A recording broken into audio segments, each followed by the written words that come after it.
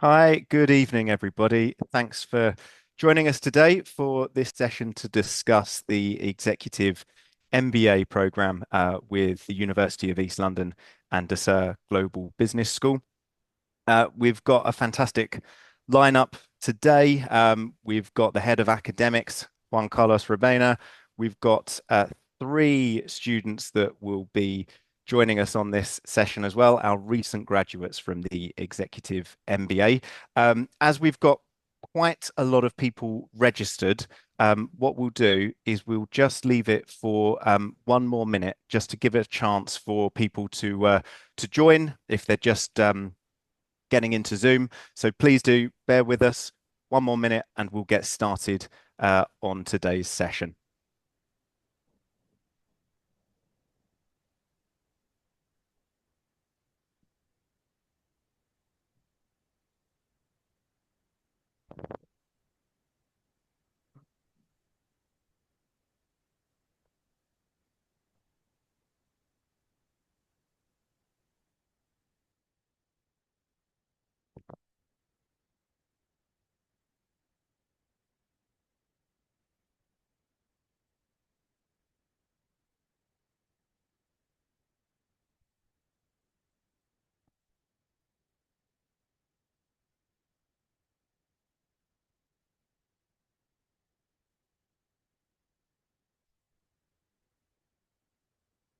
Okay, good afternoon, everybody. Hopefully that's enough time for some of our late joiners to get onto the session. Let's get going with today's webinar.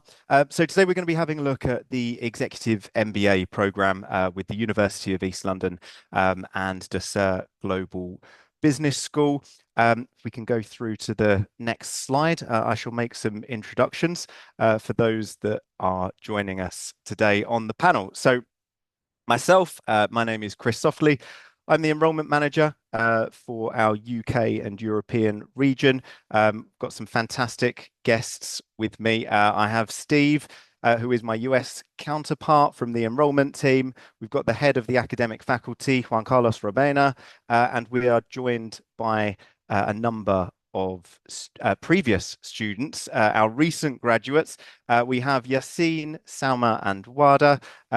Wada should be joining us very shortly, so hopefully she'll get there in time for our Q&A session as well. But let's have a look at what we're going to be covering off today. So a little bit of information about the university and the Ducere platform and the partnership.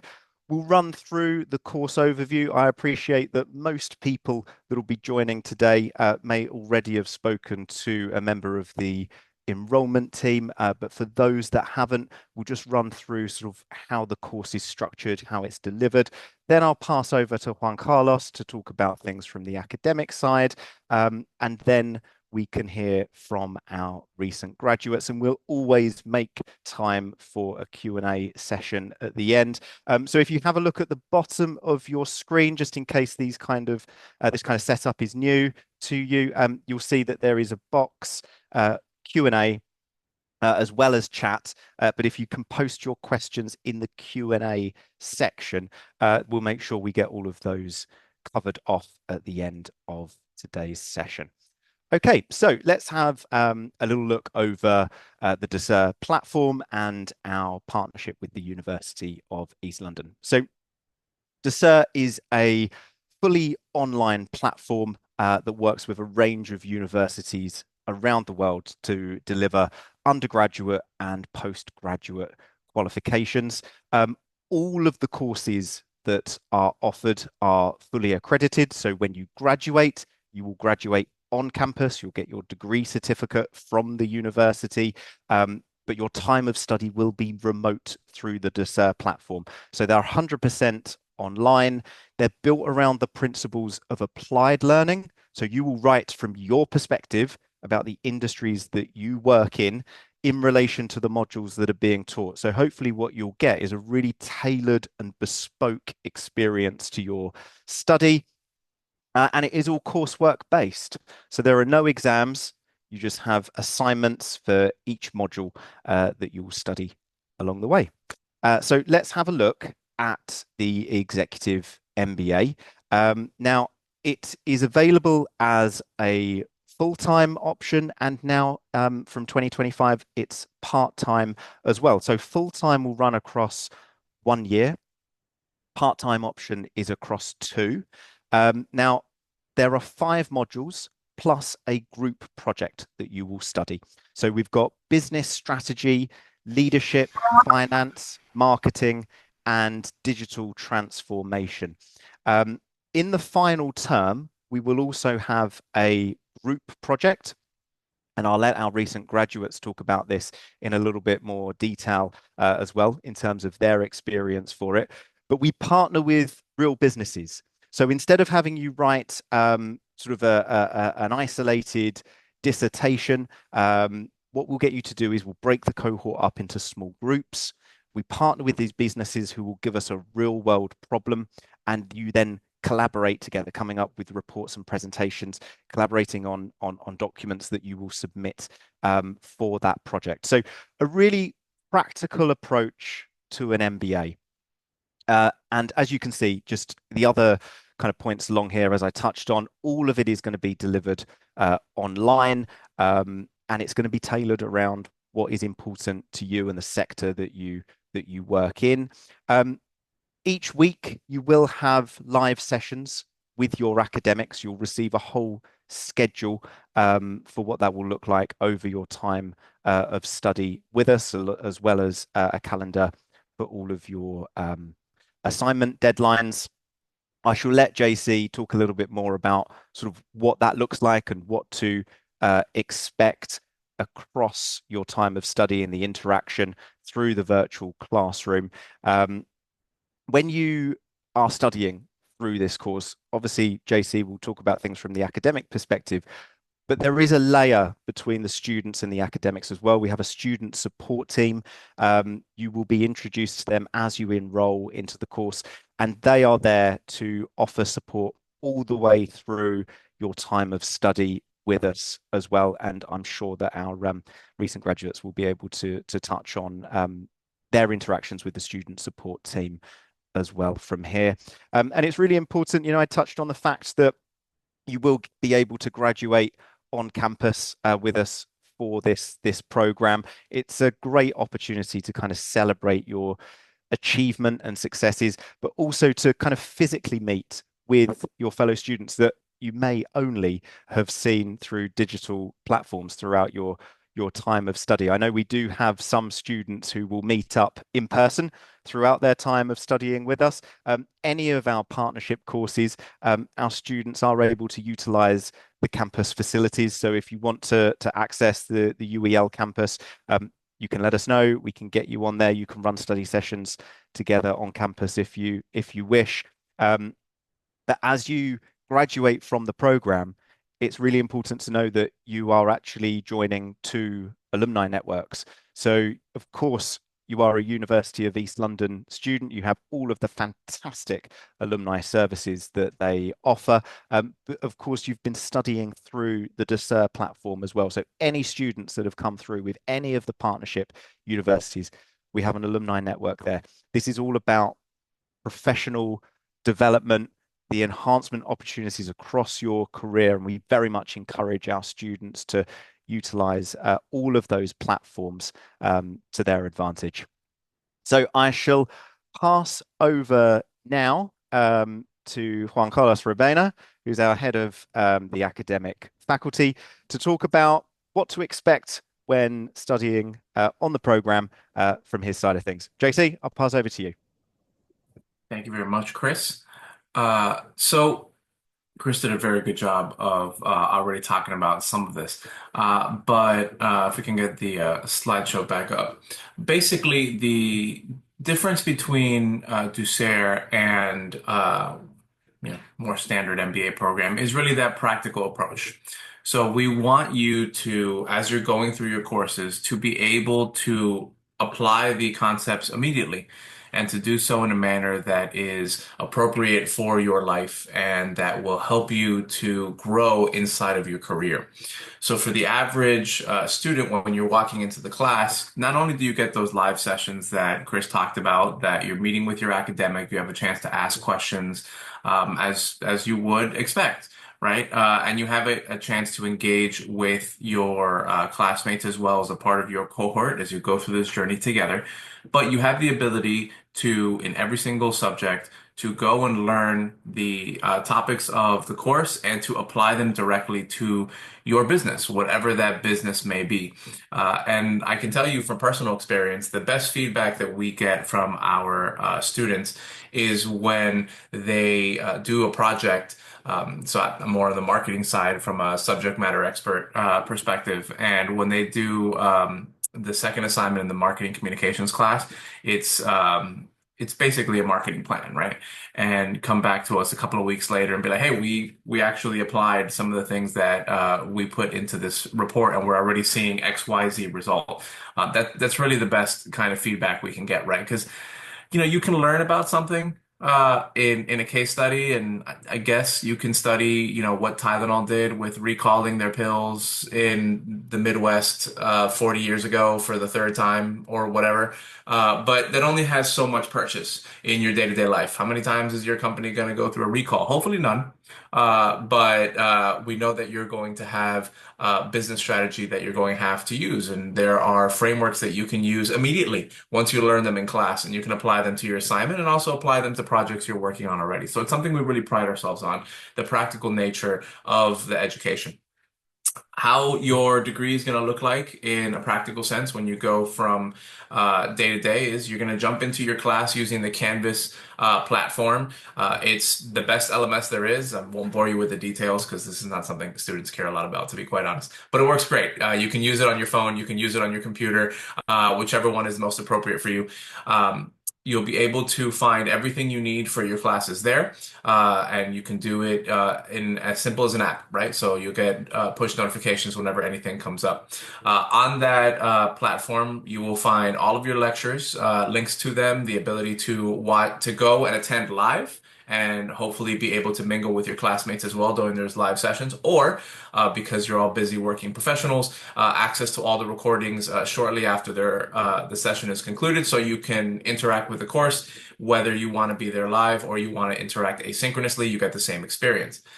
You'll also be able to see all of the course material that we have, as well as a library that we give you access to that is full of a wealth of resources that you can use to learn more about the material, as well as do some research when assignment time comes. Your faculty members, like Chris said, are available to you on a weekly basis in a live format. They're also available to you whenever you have questions via email, via Messenger and Canvas. The faculty is there to help you out. They are a working faculty, meaning that they're putting these topics into practice today, not like 40 years ago, right? They're still working with clients. They're still working in the fields today. So you're going to be getting cutting edge kind of understanding, and the examples that will be used in class will be real because the faculty members will have worked on them themselves. They'll be like, I can tell you why this doesn't work because this is what I tried. And hopefully that is something that can bring you a great benefit. The other good thing about the Canvas platform that you'll have access to is that you'll be able to find all of your course sessions. Everything you need will be made available to you in a pretty easy to find place. So hopefully that will mean that your journey will be focused pretty exclusively on the learning, right? We'll try to take care of the easy stuff for you so that instead of having to juggle around when a class is, what time zone, etc., you can just focus on watching it and learning and going from there.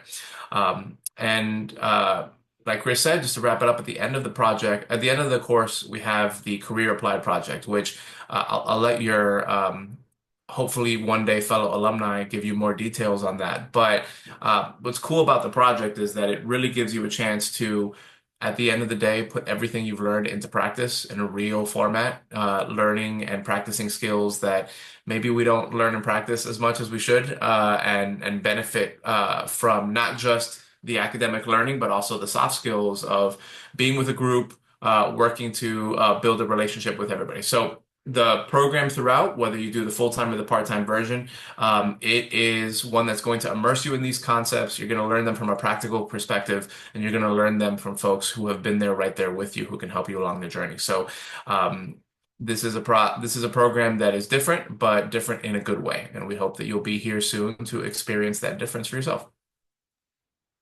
Thanks very much, Juan Carlos. Well, look, I think this is a great opportunity to hear from our recent graduates. It's all fine, myself and JC talking about the platform, but let's hear from those that have actually gone through and completed it recently. So happy to say that we're joined by Yassine, Salma, and Wada. I think it would be great if for those that have joined us today to kind of hear a little bit about kind of your backgrounds, what brought you to the program, and kind of your experiences within it. And then we can move on, of course, into the sort of Q&A session. So if we don't mind, Yassine, I think you knew I was going to pick on you first. So, Revenge. It's revenge. I've taken Chris through 2024 with me. I dragged him through this year. My name is Yassine Khan. I run a men's designer boutique in the north of England, not too far from Manchester, in a small town called Blackburn.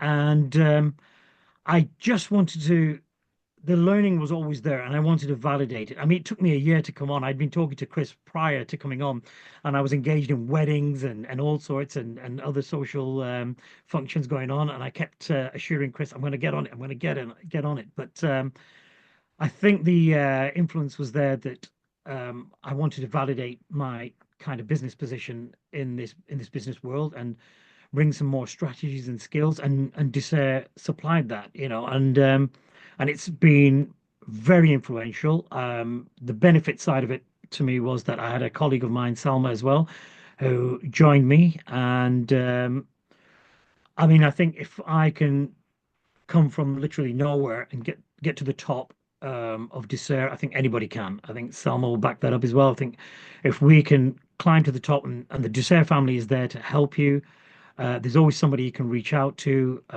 but we needed that validation, and it's opened a lot of doors. It's opened a heck of a lot of doors, um, and it's opened up new ideas, new strategies to take my business further along. It's given me tools that I didn't know existed, theories that I kind of knew but didn't really know they existed. It's given me a validation to implement all those theories, strategies into my business. I'm going through a whole new digital transformation. I just got rid of everything from what I'd learned and I've started implementing. So really, we've been off air as a business, but it's been good. It's been good. We're going through an economic downturn. We still are. I can say that professionally. So I'm preparing for that, and I'm a fighter, so we're taking that on. And pretty much what we've learned from Ducere, pretty much everything has helped me and influenced the direction I wanted to go in. And I think it's I can't really, you know, there's so much I could say about Ducere, Chris, and the family that have been there. I literally did drag Chris with me throughout the whole year, and the industry applied project that you get is very, very important. It's really pertinent to the course, and it will be very pertinent to you. And it's a journey, it's a learning journey. You do get thrown in the deep end, but it's not something you need to be afraid of. You just got to get on with it. Be strong and just get on with it. It's fantastic. Don't find it daunting. Just get on with it. Make friends, make new friends. Don't be shy.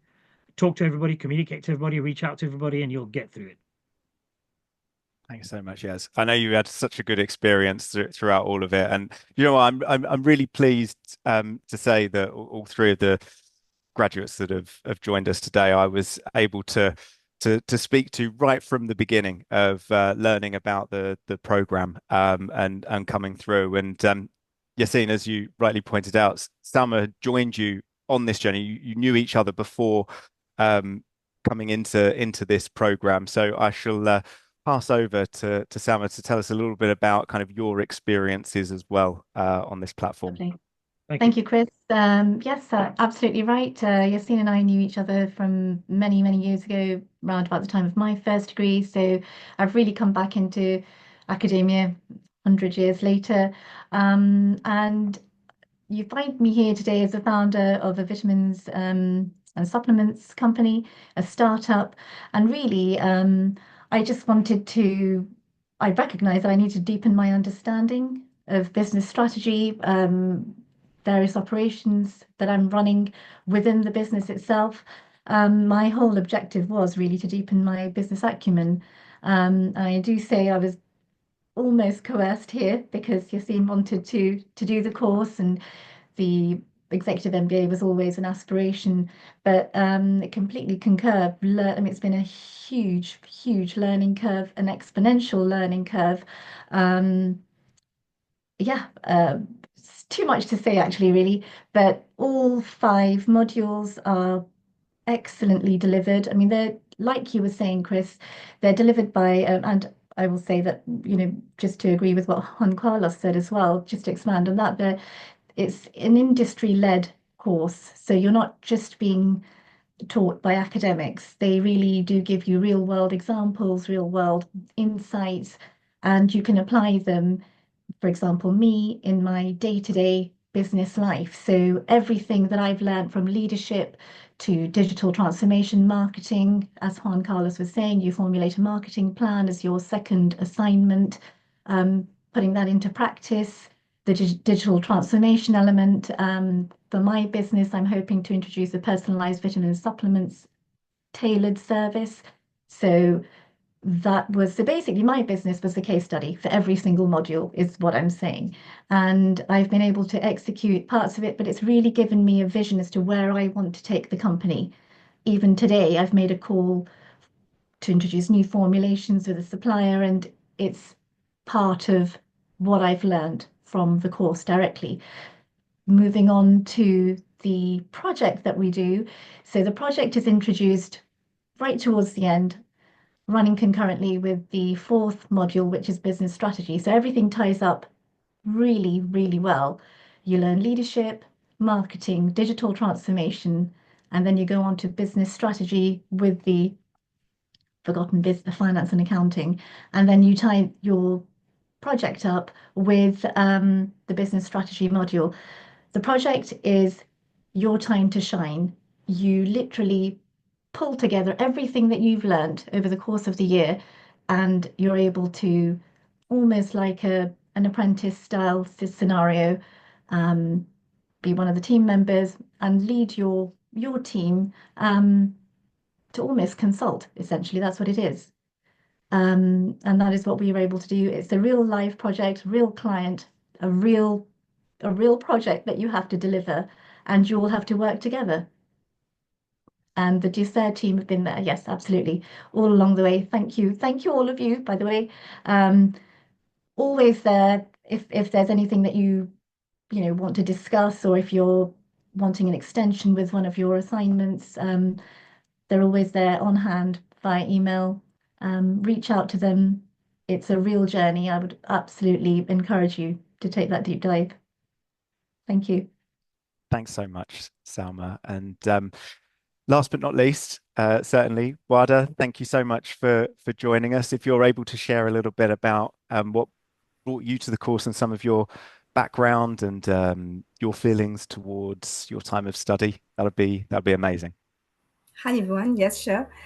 Then I started my executive MBA in September 2023 and successfully completed it in August 2024. Then pursuing an MBA was a major decision for me, as I wanted to improve my strategic thinking, develop my leadership skills, and gain in deeper understanding of business operations in a global context. I've got over 20 years of experience in customer success across banking, finance, education, and SaaS. I had developed strong operational and leadership expertise. However, I wanted to complement my experience with a structured academic approach to business strategy, financial management, and innovation. At this time, I was looking for a program that would not only provide academic knowledge, but also practical applications that I could immediately apply to my job, my role. I chose this executive MBA program because of its flexibility and the ability to balance my studies with professional and personal commitments. I would say the online learning format was incredibly well structured, giving me access to a wealth of books, documentation, and resources, which made even the most intense parts of the program manageable. One of the aspects I valued the most was the engaged and supportive cohort.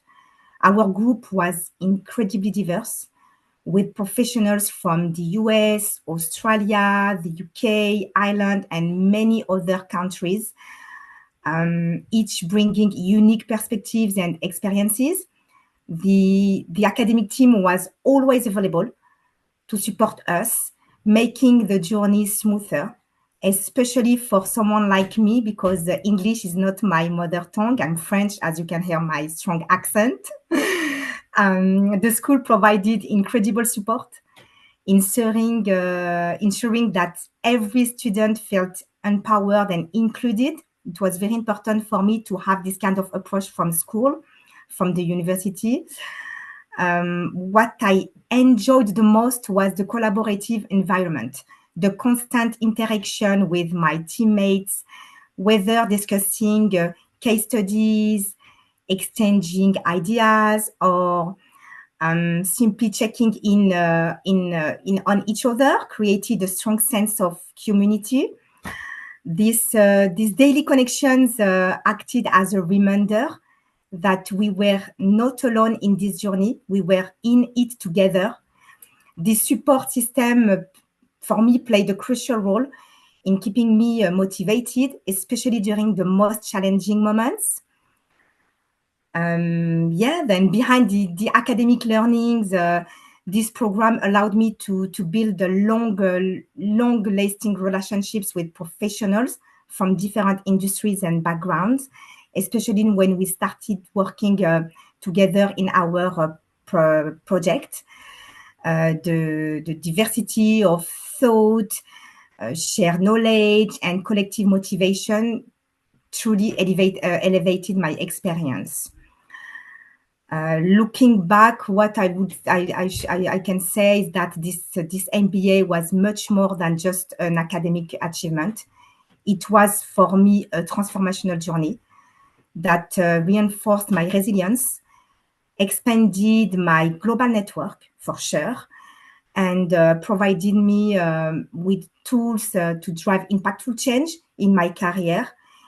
It has given me the confidence and expertise to take on more strategic roles and contribute even more effectively to business success.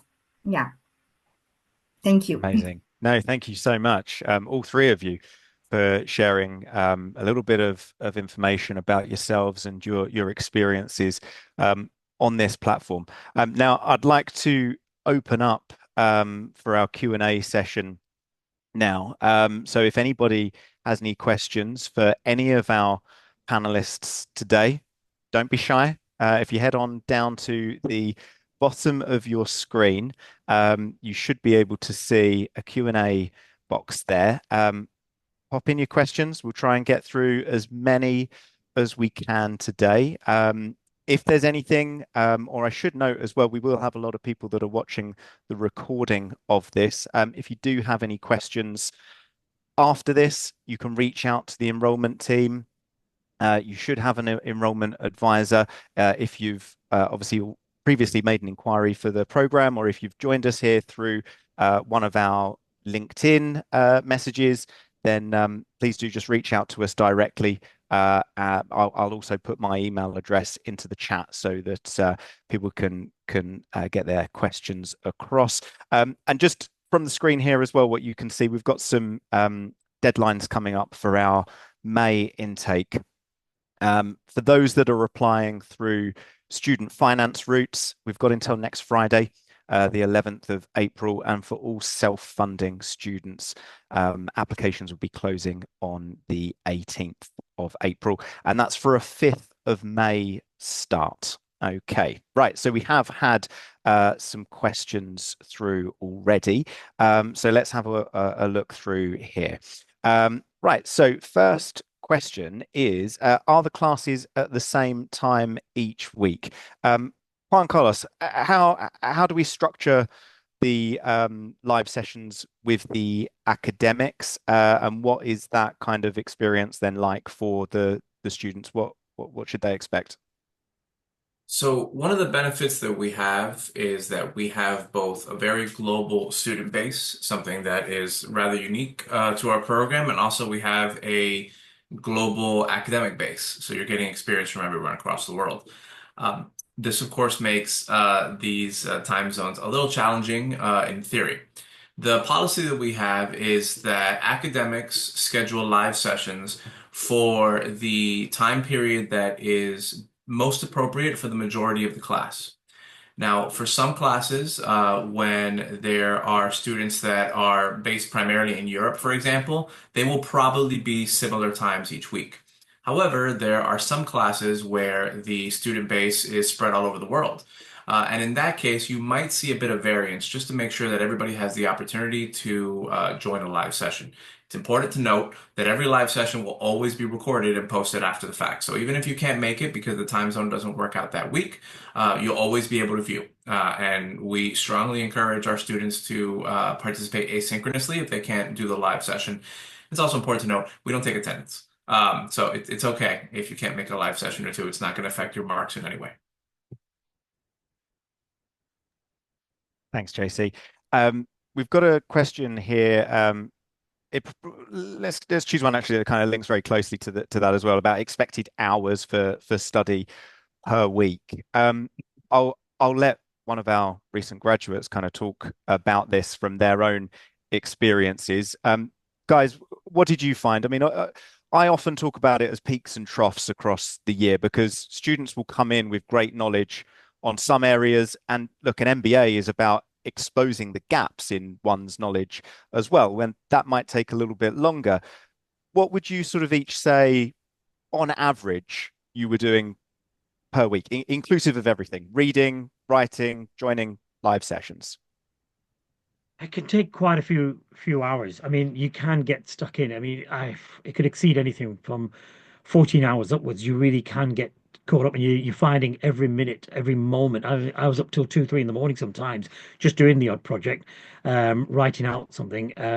You can be up at 6 in the morning, but it's nothing to be um, to be daunted by. It's nothing something that you should be scared of. It's fantastic, but it can take a few hours because there's a lot of reading to do. You've got a lot of reading material. It's not gonna tie you down.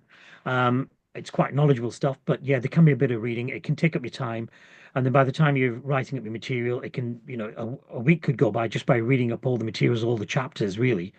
So you can be putting some serious hours in. It can go to 14, 15, it can go up to 20 hours in a week, which sounds like a lot, but you get what you put in, really. Yeah, absolutely. Uh, I mean, I'd agree with that. I'd say the reading element is probably the most time consuming, and there are key readings which would, they're probably a good idea that you do cover the key readings because they will help you formulate your assignments. Um, then there are optional readings, and of course, then that's up to the individual how deep you want to go into the subject matter. I would agree. I mean, I'm going to say 24 hours upwards is what I would personally say, but I do like to read quite widely. Um, you then get a good basis to formulate your assignment. The assignments themselves are then easier to manage. So I definitely say have a structured plan of study, that you're going to do X amount of reading per day or schedule it for the weekend, whatever you can fit into your work-life commitments. But really, the reading will help you formulate your assignment. I mean, that's my advice. Wada, did you have a similar sort of experience across Yes, this? I totally agree with Salma. Definitely, I would say 20 hours per week. And yes, I encourage you to read everything because when you are reading all the material, you will be able to write your assignments so easily, and you will find all the information and quickly your plan to work on it. Yeah. hmm And we've got a question linked to this, which is to do with the full-time and part-time options. Just to kind of clarify around that, when students are studying part-time, when they're on a module, it will be on a full-time structure. So for 7 weeks that module is live for, um, they will be looking at inputting those number of hours that our graduates are talking about. But there'll then be extended breaks between the modules. So you'll do one module per term rather than the two modules per term, which is the full-time structure. So I hope that's answered that question there. Um, Now, we have a question about sort of how this is viewed if people are qualifying through the route that recognizes a professional experience. So if you don't have a bachelor degree, you can qualify for direct entry into this MBA with 5 years of management experience. Um, Now, how it's typically viewed here in the UK is that people will only ever really consider your highest qualification. So if you have a master's degree, this particular program is worth 180 credits through our British university system. And through that, that would unlock the next stage of learning, which is at PhD or doctorate level. But I shall bring in Steve at this point just to talk about how this is then recognized in the US and more widely across North America, as he is my counterpart on the other side of the pond. So, Steve, I'll pass over to you. Yeah, and through experience and all of my students and people that I've spoken to and going through it, virtually every one of our students with the experience and where they are at professionally, the question they are asked is, what is your highest level of degree? And it will flat out be an MBA, a master degree in business administration.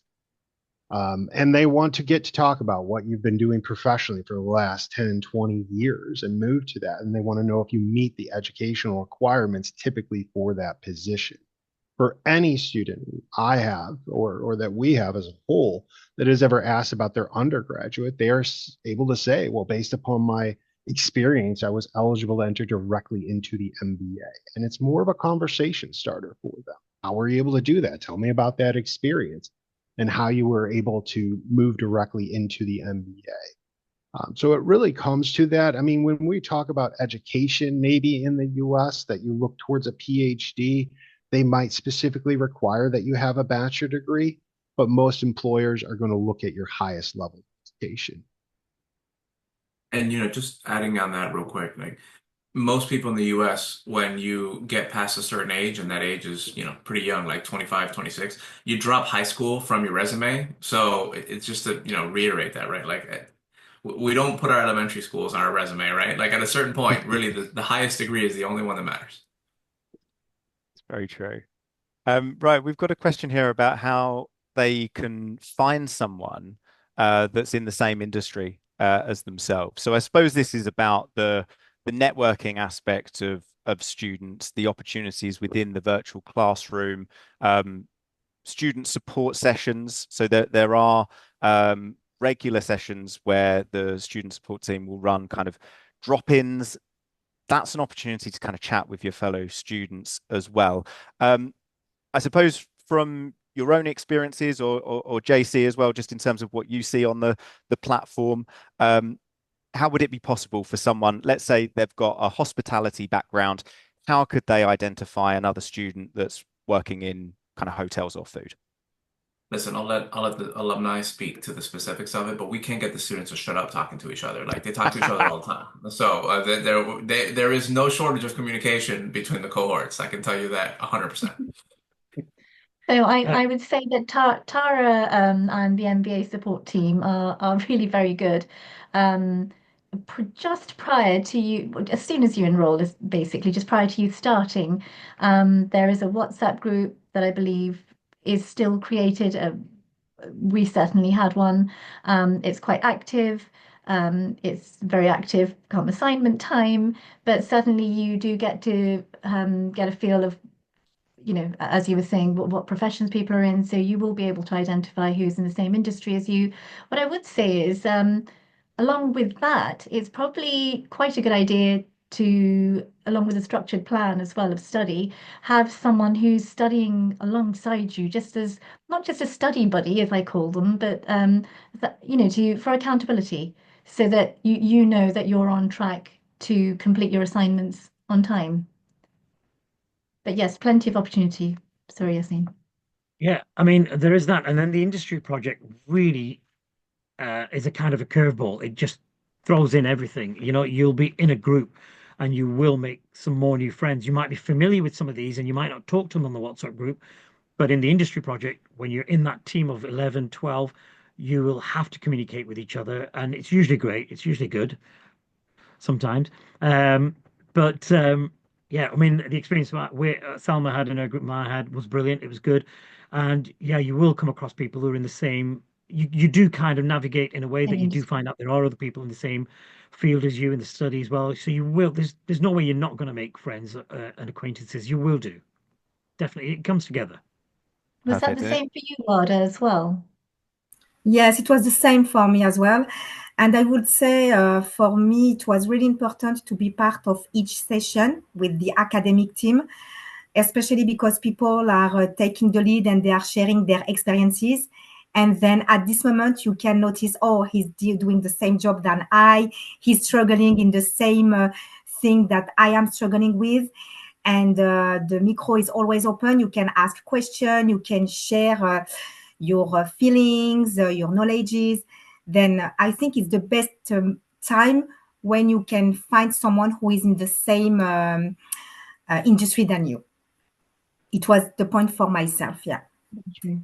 And I think because of the size of the cohorts that we have as Yes. well, because this is another question that we have here, sort of how many people typically do we have joining? Well, across 2024 and into our first intake of 2025 in January, you're looking at between sort of 70 to 90 students for an intake. Now, within that, of course, just statistically, you're likely to find people that are in similar roles, have had similar backgrounds to you. But I'd also encourage to use this opportunity to find out what things are like for someone in a completely different industry. Because what you'll find is that there might be some similar challenges, or that is a real great opportunity to kind of, learn from your peers as well. So, yeah, I think as JC kind of put it, we see a lot of interaction between our students. I would point out that what we do as a platform is ensure that we've got the ability for students to network and communicate. But on the flip side of that, it's completely down to you as a student. There's as much or as little as you want to take from that. Now, of course, we can't, the group session, you are going to have to interact, but throughout the other 5 modules that we have, sometimes there are people who just want to put their head down, focus, write their assignments, and get on. And that is absolutely fine as well. But we just want to be really clear about how we do facilitate those platforms for people. And just another question tied into of how many people join about students that drop out. Now, of course, any university, it's natural to see students not be able to finish what they started. However, we're incredibly proud of our student retention rates and graduation rates from the program. We just had them released where graduation rates were at 96%. So that's an incredible achievement. Well done to Juan Carlos and the teaching staff, the support team. But I think it kind of just shows, firstly, the enrollment teams do a great job of helping students understand what's kind of expected from the program. And it's students that have got the right kind of motivations to succeed. These are professional individuals coming in to do a practical, applied MBA program. And I think all of that combines means that we've got fantastic graduation rates from this course. So Could I just add something there, yeah, Chris? Just to actually really sort of compound what you're saying from a student perspective. The MBA support team, the academics, the whole of the Ducere family are incredibly supportive if any challenges do occur. And they could be something as minor as you're having to go away on a, well, not so minor, on a business trip with work, but or family commitments, any kind of health issues. They are incredibly, incredibly supportive, and that's I'm talking from a personal perspective. They almost cushion you so that you can't drop through the net. So really, the dropout rate, I'd say, is minimized just there because the support is excellent. I just wanted to let everybody know that.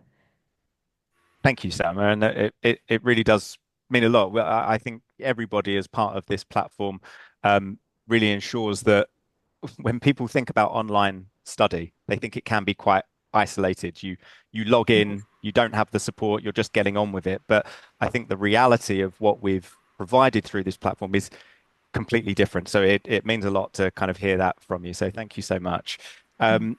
We've got a question about how long the modules are and do students attend more than one module at the same time? So each module will run for 7 weeks. If you are doing this full time, you'll do 7 weeks on, then you'll take a week off, and then you'll do your next module for another 7 weeks, and that'll be the structure of your term. And then you'll have breaks in between each term. As well as I kind of touched on earlier, if you're doing it part-time, then you'll do 7 weeks for your module, and then you'll take the rest of the term off. So you're only doing one module per term. The modules do not overlap. It is only when you get into your final term that you will be starting your industry project as well. Okay. Next question. How are the assignments structured? So Juan Carlos, could you share some insights on the assignments? So the assignments are practical works that are relevant to the class. So for example, digital transformation. Um, in that class, you need to come up with a plan to do a digital transformation. It's a great thing about business classes. Everything's just named like what it is. So it's the same idea across all of the classes, right? So you have an assignment at the end of the class that is based around building taking the building blocks of the course and turning it into something actionable. So the digital transformation plan I was mentioning a second ago, it's meant to be an actionable plan. It's meant to consider everything about your organization, what the barriers would be to that plan actually being successful, considering the people that work there, the resources you have, et cetera, et cetera. And then creating a plan that could work, that actually is a real plan, not just some kind of theory that makes it known that you understand the material like in an abstract level. Every class will have some version of that. And then when you get to industry project, you are quite literally given an RFS from the client. Said, hey, this is what we're looking for. And then your job is to deliver to that thing. So it's very much straightforward business application. You're asked to do a job based on the skill set in that class, and then you do the job. Fantastic. We have a question here about kind of the relationship of Ducere and UEL and what the certificates will look like at the end. So I kind of touched on right at the beginning, just in terms of how Ducere operates as the online study platform for the University of East London for this online executive MBA program. In terms of the qualification that you will get, so you will graduate on campus at UEL, and I was really happy to join Wada in January as she graduated on this program, and I look forward to celebrating with Yaz and Salma in September. But what you'll get on your certificate, it will be from the University of East London. There is no Ducere branding on your certificate. You'll actually be graduating alongside your peers from the School of Business and Law at UEL. So all of the on-campus students there are graduating with the online students. Also, so on your certificate, it says Masters of Business Administration. Underneath that, it will have the course title, which is Executive MBA. Alongside your certificate, you will have transcripts, which are the breakdowns of your grades from each module on there. There will be just a little thing at the top of that that says the awarding institution, University of East London, teaching provider, Ducere Business School. That's the only point on which it says Ducere. So for all intents and purposes, you are a UEL student. You enroll with the university, you're just studying on this platform, but you're very much a UEL student, and you will get your degree certificate and graduation on campus and from the university. And So I hope that's very clear. just to reiterate for Chris, it's not mandatory to have that graduation ceremony. For our students in the US, I it's a would bit of like a to see commute people. for I'd like to them. see people attend. A lot of our students actually go to that graduation ceremony, make a nice trip out of it, meet other students face to face. Hey, the people I worked on in the group project or I was in my classes with, I'm going to go out and have lunch with them or have dinner with them and spend a day with them outside of the graduation ceremony. So you have these capabilities. And I think it's something we really try to do throughout this program is make everything as much as possible available to our students, but make as little of it as possible mandatory. The live sessions that you can be in, but they're always recorded, no attendance taken. The graduation ceremonies, the amount of time and effort you're putting forth is up to you. You're hearing from Warda, seeing Selma, they're saying about 20 hours that they were doing. Some students it's less into that because the amount of effort and time they're putting or based on their experience. And this is something we really try to exude for this program. You put forth the effort that you want to, and you really take from this program what you want from it. The amount of interaction, the amount of networking, the amount of the projects that you're doing, the involvement that you have, it's really up to you. And it's this huge range that we have students running. Yeah, that's true. And actually, I'll encourage if people are really interested in learning more, our YouTube channel has got previous webinars where we've got other students speaking on the program. I distinctly remember one of our US-based students who not only was working full time, but was running a startup as well, had young children at home. And when asked the same question about study hours, they said, "Oh, well, for leadership, because that's my bread and butter, I was putting in 5 hours per week." Now, I would never say to somebody that it's 5 hours per week. I think we'd be falsely advertising, but it is a genuine concern when people are researching doing an MBA. And I think, Steve, you put it exactly right there. You are going to get out of this what you put in. And we really encourage students to maximize this opportunity because it's an investment, and that's the way to look at it. Almost half of our students will get a pay rise or a promotion before they even finish the course. So often this is the catalyst that can enable you to move forward in your career, if those are the motivations for joining it. We've got business owners here.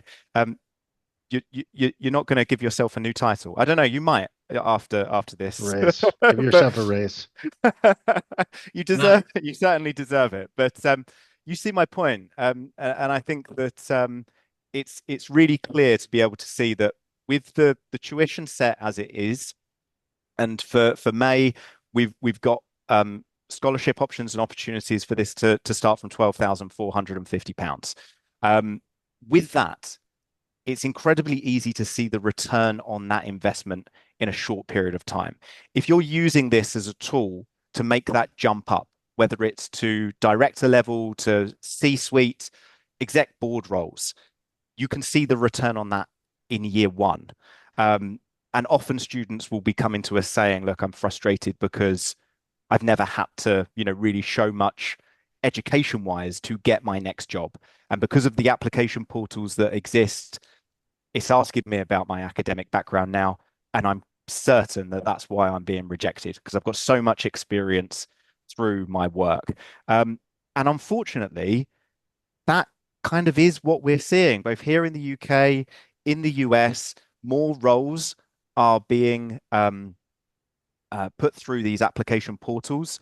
People who have spent their whole careers getting their next job through networking and just being about who you know, that is more and more challenging, and particularly so when you're looking at the higher levels in your industries. And adding in an MBA qualification with the level of experience that you've got, I think that can really assist. And it's great to see that's the kind of feedback that we get from our students as well. Chris, one quick thing about that. Yeah. So the workload is there's going to be a workload. Any real degree will have a workload. Otherwise, you're just getting a paper. But beyond that, thank you for coming, Warda.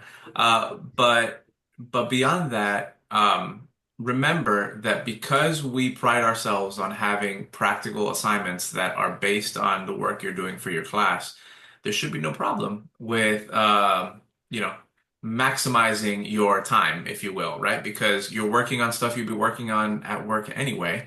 And hopefully that means that I don't want to say lessens the load, but makes it more efficient.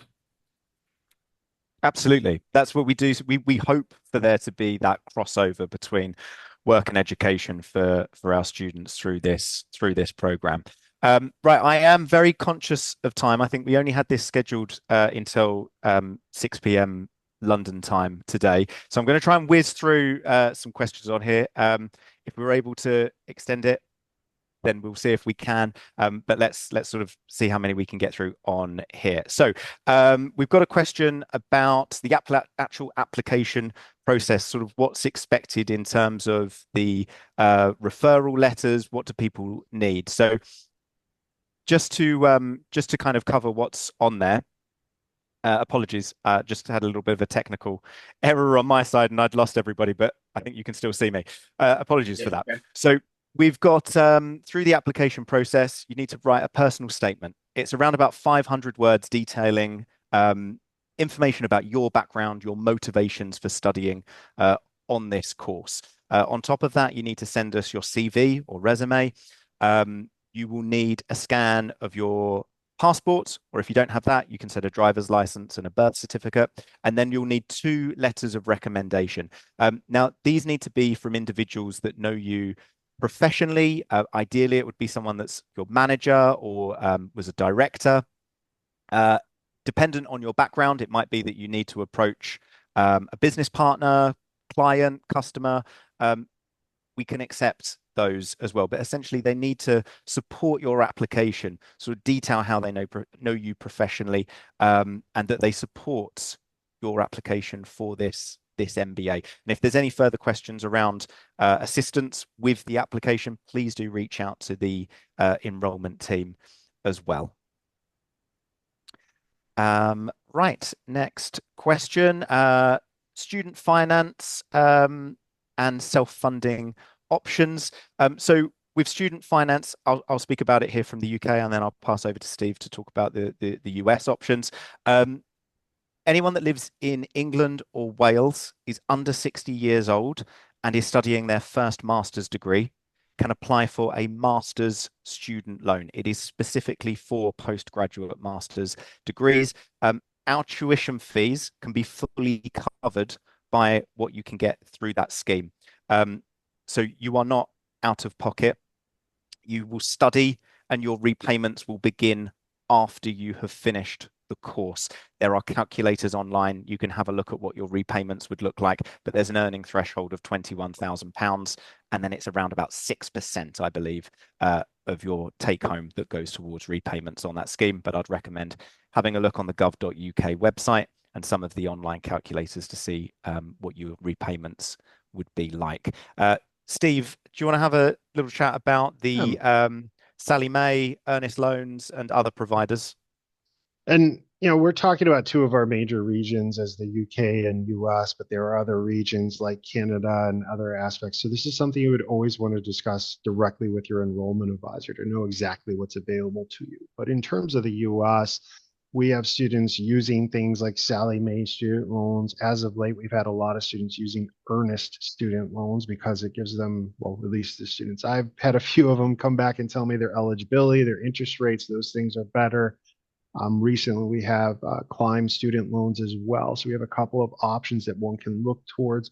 Unfortunately, students are not able to utilize federal funding, FAFSA, free application for federal student aid, because they don't disperse or release funds for international schools for online or distance learning.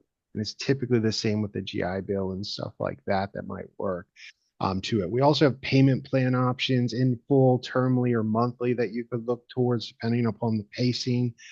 So a lot of times the pacing is dependent upon one's time and effort. You're always taking one class at a time, but maybe instead of a week break, I want a 9-week break, or I want to span my payments over 2 years that you now have these options available to you.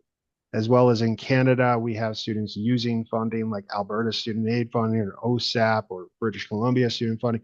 Like there's a lot of different options that one can really look towards, on top of the scholarships that are afforded to our students and things like that you would again want to discuss directly with your own advisor. Thanks so much, Steve. We've got a question about the entry requirements and the type of management experience that we can look at. Well, we understand that people will be coming across from many different sectors and industries, different environments. And so we don't just look at team management on here. Projects, products, systems, accounts, all types of management can be considered for direct entry into this MBA program. Again, you'll probably hear us say this a lot. Please speak to your enrollment advisor if you've got any specific questions around this, and we can have a look. If you send us your CV or resume, we can have a look at your background, and we can have the admissions team review. And through that, hopefully, we can then potentially provide you with a conditional offer to study with us. Okay, question about all of the different intake options that we have. So obviously, we're talking about the May intake currently. That's the next one available with the application deadlines coming up over the next few weeks. But we always have 3 intakes per year. We have January, May, and September start dates. I think most of the time, what I would encourage you is to think about the intake that is going to obviously be mostly accessible to you. With the May intake coming up, however, one of the things that we do hear time and time again is, I wish I'd got started sooner. And so if you join us in May, this time of next year, you will be finishing up on your program. So I think there's always that to consider. But again, we can always have a chat about the different options. I know we've got quite a few questions about whether or not they should look at full-time or part-time. Again, I think only you as an individual will know what kind of time you have available for this. And I think to ensure that we can get the best results out of you, take a serious consideration about the time that you can allocate towards the program. However, in terms of the full-time and part-time routes, we've only introduced part-time this year. The whole time that we've been running these programs over the years, it has only been available full-time. And we have had hundreds of students graduating through the course. So yes, it's an investment. Yes, you have to be disciplined, but you can do this full-time. Definitely. Whether you've got a full-time job, you've got a young family at home, we have had all different types of students come through this. And if you want to get an MBA, you can do it. To reiterate on that, Chris, no matter what pacing you look at, when you start the program, you are just taking one class, no matter what. Okay. It's just whether you get a week break and then take your next class for 7 weeks, or whether you're getting a 9-week break before you start your next class. So it is something that you can be involved in the program, in your class, and then maybe as you get to that 4th, 5th, 6th week of that first class, really make that determination for you. We can cover all you want with you, but you're never going to be able to determine that better for yourself than taking the class and really knowing what the class load is like, and whether or not you would like an extended break after the fact. So you always have that option available to you. That's something we can revisit as you are in the program. And then potentially even moving back and forth towards it or going into it. As Chris had said, the main thing we ever hear from our students, I mean, your start date or your pacing is always going to be the determination of your completion date. And I wish I would have started this earlier so I could complete it early. I wish I would go full time or have taken more classes into this instead of going part time, because I would have finished it a little bit quicker. And then you're talking about that return on investment that you can move that much quicker into by having that MBA in hand. These are all the things that people weigh into that decision of when to start and in turn of what pacing they're going to as well. Thanks, Steve. I'm going to try and combine 2 questions in one here. So it's about the application process again, just for guidance around it, and then IELTS and English proficiency. So with the application process, again, please do speak with the enrollment advisors. We can share a link to the portal for how to apply. Or you can head directly to the Ducere.education website as well, and you'll find routes for submitting an application through there. And then when it comes to English proficiency, for those that don't hold a qualifying passport, so there is a whole list of countries, but in general, UK, Ireland, US, Canada, Australia, those are the main ones. There are quite a few more countries that will qualify through that where English is the recognized first language. But for those that don't have that, there are another couple of options. So if you have studied a bachelor degree at a university in one of those qualifying countries, we could potentially use that as a proof of proficiency. Otherwise, we have a range of options. IELTS is certainly one of them. But again, I'm going to say it, please speak to your enrollment advisor. We can guide you through this. TOEFL, language cert, which is language cert is nice because it's completely done online. A lot of the like TOEFL and IELTS went back to doing it in person after the pandemic, but language cert is something that you can do fully online. These are all options that you can discuss with your enrollment advisor. Steve, how long has this program been in existence, both from the Ducere side of things and UEL? So I should point out all Ducere programs are designed and delivered by Ducere. This is when Yassine and Salma talk about the kind of Ducere family and the support that they're getting along the way, is because your time of study is through the Ducere platform. Ducere as an educational institution has been going for just over 10 years now, but its roots are in an educational foundation with charitable work across the African continent. There are universities all around the world that partner with Ducere. In Australia, across Africa, a number of universities in Europe, we've got universities in the US, and all of their programs are designed and delivered through Ducere. But when you graduate, as we've talked about today, you graduate on campus, your degree comes through the partnership university. This particular program, Juan Carlos, what year are we in now of running the executive MBA? I am not sure. This is our 5th year. Yeah, thank you, Steve. 5th, there we go. Caught Chasey off guard. Very, very much, yes. It's one of those figures of like, I don't know. I was trying to do math quickly in my head. Yeah, and with 3 intakes per year. So as let's talk about, we've had hundreds of graduates coming through on this program. Okay, let's have a look if there's any other questions that we have on here. Somebody would like to know just very quickly, just a little bit about your educational backgrounds before joining Yassine and Salma. If you could just share a little bit about that before we I wrap was up actually today. going to jump in and say that actually I think you've pretty much got quite a lot of your answers covered here. Yassine, you go about you and I'll speak I about mean, me. I can't even remember the year now. We're talking 2008, maybe 2007, when I'd done the Open University BA Honours in Business Management and nothing in between, really. So there's been a huge gap before undertaking the Executive MBA with Ducere. Yeah, and by the time you've completed that, there were some material that I was familiar with, but there's been a huge shift towards updating all the strategies, theories, and all the work since then. So it was just, it doesn't matter what you've done. This is a whole new project, a whole new journey, really, and it's what you put in it is what you get out. I mean, again, it's for Salma and myself. This was a real tough personal journey. I mean, Salma's been through 2 eye operations in between, and I had to get these all the sheets printed out in A3 size and get them to her so she could read them properly. I'm Yeah, doing 2 jobs, yeah. 2 jobs and a young family, so we were all busy. So yes, we put all the hours in. You, You can do it, just So words of motivation, absolutely same. I'd never written an essay before because my first degree 100 years ago, I graduated in 1993, was a computer engineering degree. So it was maths, reports at the best or just coding.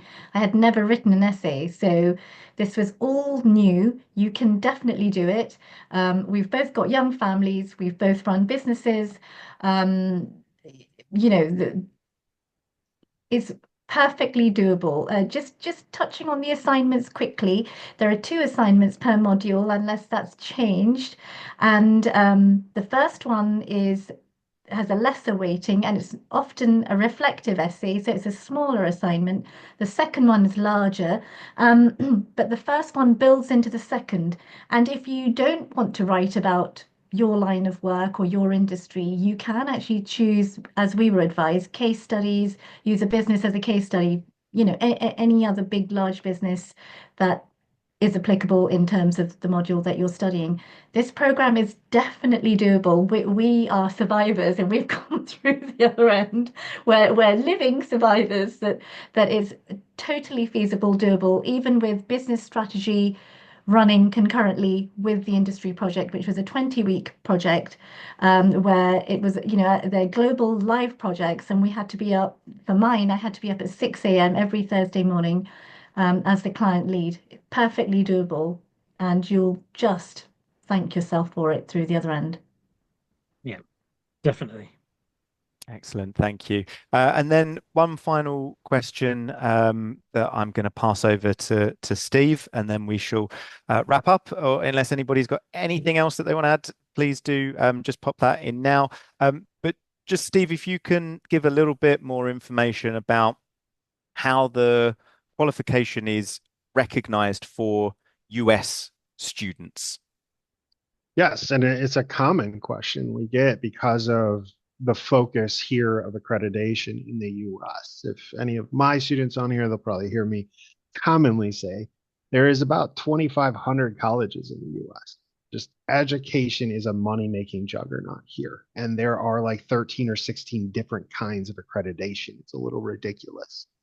Regional accreditation being the highest, most recognized form, what most reputable, recognizable schools have. State schools, Ivy League schools, things like that. In the UK, it's the government that does the accreditation. The University of East London is accredited as a public British university under the rules, which is what Oxford and Cambridge hold. So I would say that's comparative to what the regional accreditation is here in the US. As well, the University of East London is a Title IV recognized institution by the US Department of Education. So the US Department of Education has taken a look at the university and approves of it, which is one of those major steps that institutions or employers here will look at because they don't want to do the research themselves on each individual institution. They want to look at what the US Department of Education has done. And seeing that approval here, as well as even perception. We always look at US as best in the, for everything, including education, whether we're right or wrong. But right there is the UK's educational system because it is where ours came from, albeit back in the 1800s, but it is where it came from for the US and Canada as well. And so there's a lot of familiarity with it, a lot of similarities to it. And we don't see really any issues to our students having it. Even percentage wise, as you talked about for the student basis, we have about 30 or 40% of our students coming here from the US and Canada, and about 40% from the UK and Western Europe, and then 20%-ish spread throughout the rest of the world. So you really get that global perspective of things here, which is what a lot of our students are searching for because they deal with things globally in terms of work internationally. I have a product, I have a service, I have customers, that you're dealing with internationally, and it's really nice to get that global perspective and have that exchange of ideas with individuals like Salma and Yassine, where you're gaining that insight from people that are in a different market or a different country as well.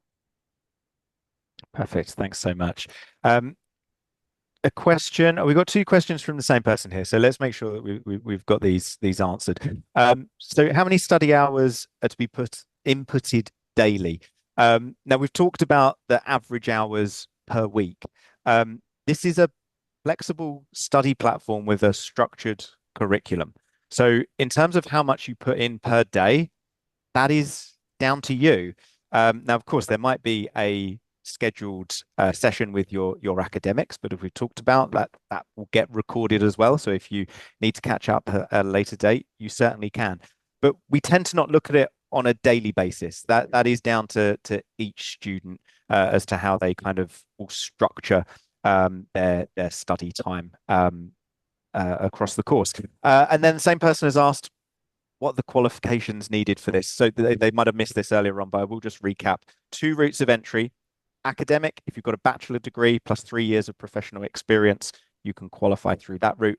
Alternatively, without a bachelor degree, if you have over 5 years of management experience, you can qualify directly into the MBA. Don't need to complete a foundation degree first. You can come directly into this MBA program. So hopefully that's answered those questions there. And then what might be the final one, how do we leverage AI on the course? JC, I'm going to pass over to you for this one. So I'm not going to keep everybody here for an extra 3 hours talking about AI and how it's changing education. What I can say is that, as would be expected, there are going to be some things you cannot use AI for, like writing your paper. You'd think that would go without saying. But I think everybody that works for any education program anywhere in the world is facing that challenge. However, there are there's very much an emphasis in classes, when appropriate, learning how to use the tools in a manner that is both practically and academically appropriate. For example, I was recently teaching a class, market research, and in that class, we looked at how to use the generative AI models that are connected to the internet. So I know Cloud is connected now, but at the time it wasn't. So ChatGPT, Gemini, etc., and how to use the models to create customer personas as a way of foregoing a focus group that takes time and effort to put together, and instead you can use generative AI. The thing about generative AI is that it's a pretty mediocre source of information if you just kind of throw a couple of prompts at it and walk away. However, once you have learned the basics of the subject material, and can go a little bit deeper, and you know how to talk to it like you would be talking to, say, an associate or something like that, then it becomes very powerful. So we are very much looking at each class, how to use the tools appropriately in a manner that is academically acceptable, but also in a manner that you'll be doing in the workplace.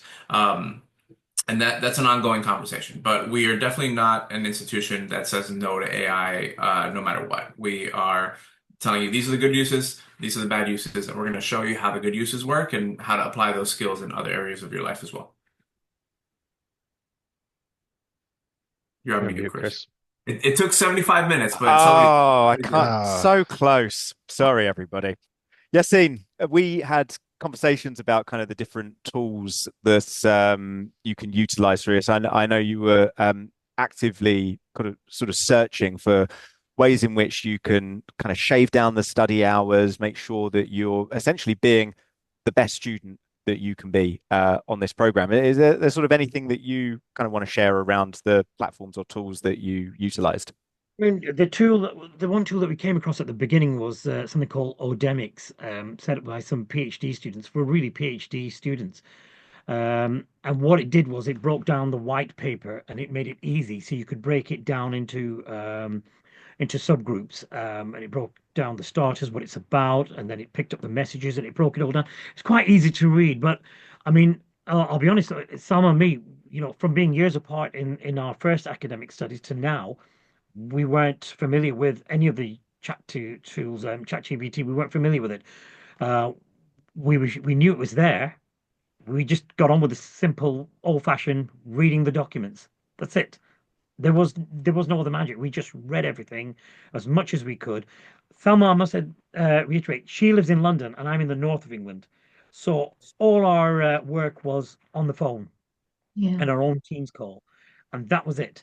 And we apart from the Odemics, there was no other help that we had. We just got on with the old-fashioned reading of all the white papers, of all the key readings, of Canvas readings, and some of the books in the library. you find the time, you make the time, like Steve has said as well, JC has said, it's what you put in. That's what you will get out. And we did that. And we did it against so many things, Right. eye operations, 2 jobs, working, doing this on the job while I've got customers coming in and I'm having to stop, Selma, and think, right, hang on, let me just make this 200-300 pound sale. That's my bread and butter. Right, get back to the studies. That's how we did it. We didn't really know anything about any of the AI tools, to be honest, till much, much, much, much later. By then, we'd done the course. Yeah. So there's no And, excuse. and You can all do it. And Do it. building on that real quick, it's important to note that any conversation we have here about AI tools should only be taken in the fundamentals because the tools are changing so rapidly that what is important is learning how to use and the idea of the frameworks of it so that when the new tools come, you can. I was in an interview about AI like 3 weeks ago, and during the interview, the conversation changed because one of the major models updated their feature sets, right? So don't focus so much on the names you're hearing right now. Just it's a part of our program where we consider it a tool like any other. There are good uses, there are bad uses. We will guide you towards the good uses. And just to take you Absolutely. completely full circle, for our industry project, which was a global research study on business operating models, looking at emerging technologies and how they're impacting business operating models, I interviewed the head of Ducere, Matt Jacobson, and had to interview him about the emergence of AI, essentially. And so that was very interesting. But yes, it's certainly here, and it's certainly going to be a tool that everyone's dabbling with. But as even just now, my son, who's going into his first job, in his work contract, he's been told he can use an LLM, and it's restricted hours as well. So this is how Yeah. this is working in our lives now.